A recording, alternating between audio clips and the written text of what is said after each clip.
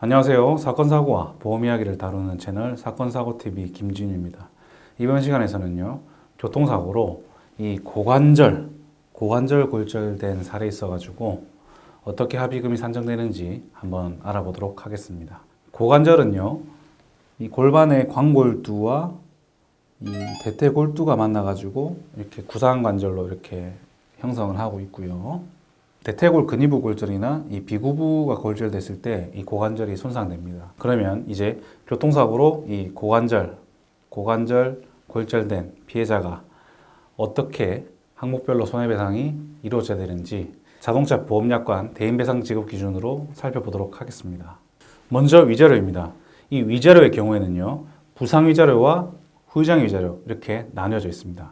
이 부상위자료는요, 자동차 손해배상 보장법 시행령에 보시면 이 상해 구분이 되어 있어요.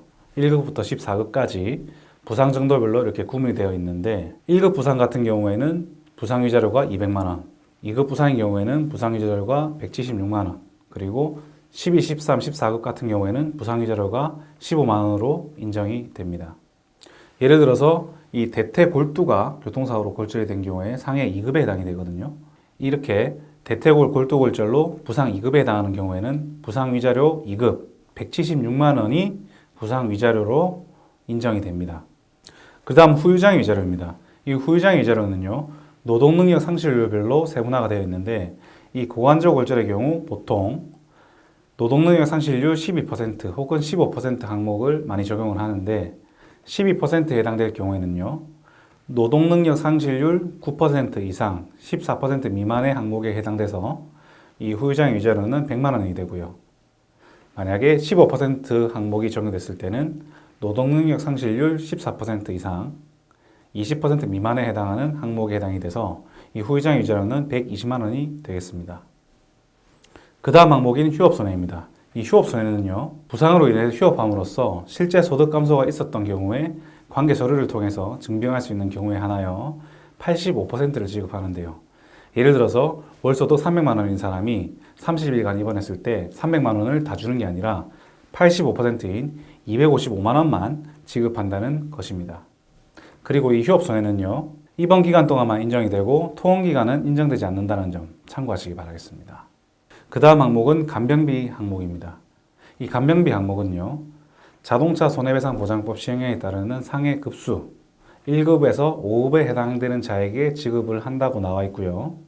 1급에서 2급의 부상은 최대 60일, 그리고 3급, 4급의 부상의 경우에는 최대 30일, 그리고 5급 부상의 경우에는 최대 15일치까지 인정이 됩니다. 이 간병비는요, 실제로 입원을 해야지 받을 수 있는 거고요.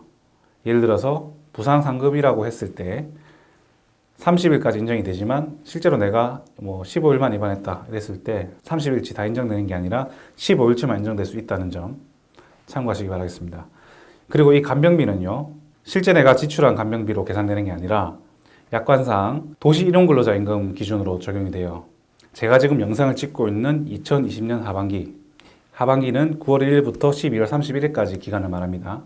이 기간의 도시일용근로자임금은 109,546원이에요. 그래서 대략적으로 계산의 편의를 위해서 11만 원이라고 잡았을 때, 예를 들어서 교통사고로 이 대퇴골두골절 상해 2급이거든요. 2급이면 아까 간병비가 최대 60일 인정됐다고 했지 않습니까?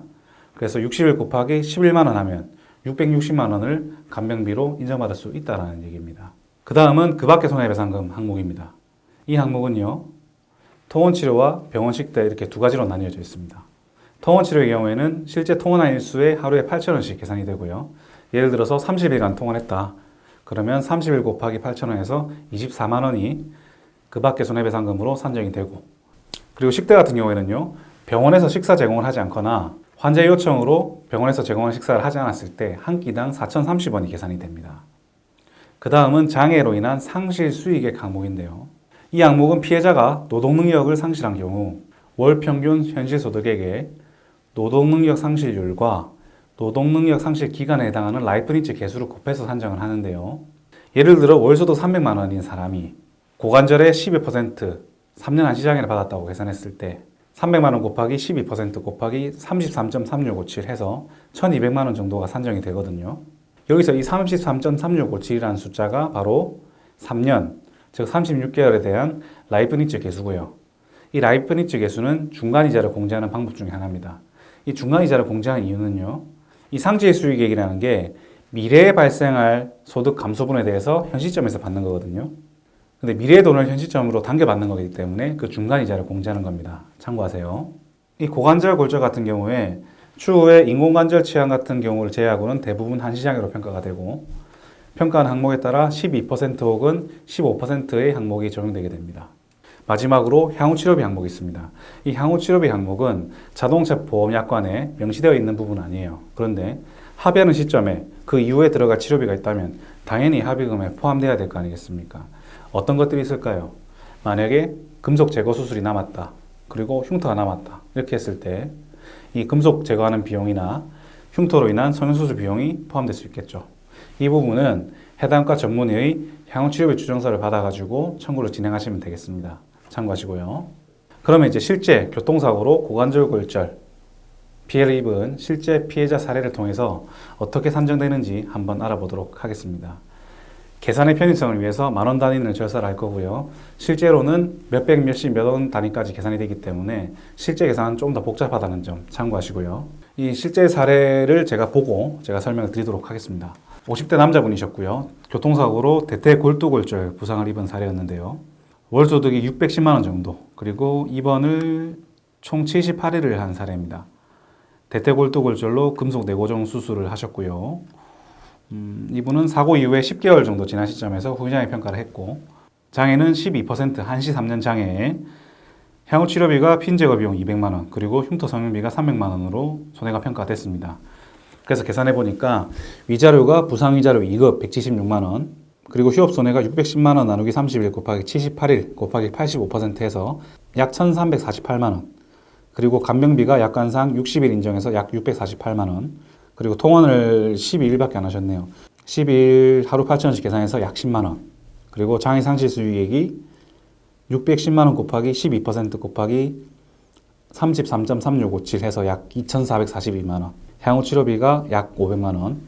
그렇게 해서 계산된 합의금이 약 5,124만 원 정도 되셨네요. 실제로는 5,200만 원을 지급받고 종결된 사건입니다. 제가 설명드린 거는 하나의 사례일 뿐이고 모든 교통사고는 다 다르지 않습니까? 피해자의 소득, 과실, 장애 이런 부분들이 다 다르기 때문에 개별적으로 판단해 봐야 되고요. 만약에 교통사고로 고관절 골절 입으신 분들이 계시면 위 전화번호로 전화나 문자 주시면 제가 상황에 맞게 자세히 상담해 드리도록 하겠습니다. 영상 끝까지 시청해 주셔서 대단히 감사드리고요. 영상이 도움이 되셨다면 좋아요, 구독, 알림 설정 하셔가지고 계속 무료로 사건사고TV 영상을 시청해 보시기 바랍니다. 감사합니다.